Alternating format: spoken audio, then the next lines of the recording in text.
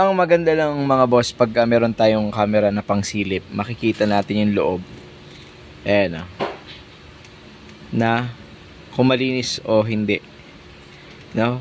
Kasi kung malinis naman mga boss, kagaya ng sinasabi nung may-ari na napalitan, to parang totoo naman. So kung ganyan, hindi na natin tatanggalin. Kasi gusto nating ma-preserve nga yung dashboard natin mga bossing, yung wag tanggal ng tanggal. Ngayon kung wala kang pang silip, syempre ang mga mangyayari niyan, ipo-pull out mo agad yung evaporator kahit wala naman siyang dumi. So ang nangyari, malaki na ang charge ng labor, tapos syempre nabaklas mo pa yung mga hindi dapat binabaklas lagi.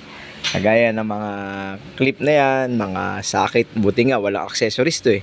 Yung iba kasi na mga naka-accessories pa na pinalitan na ng head unit, ang radyo, may mga ampli, so may mga tachometer pa, medyo mas maabala, at pagka yun ay nag-loose, problema natin yun, no?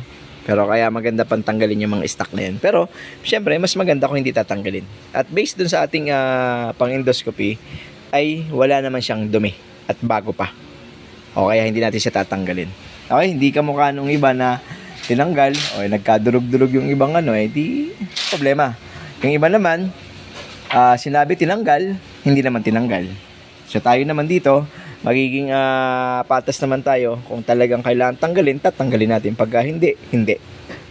Okay, ayun lang naman. Share lang namin sa inyo yung ating maliit na pwede nating itulong sa ating kliyente.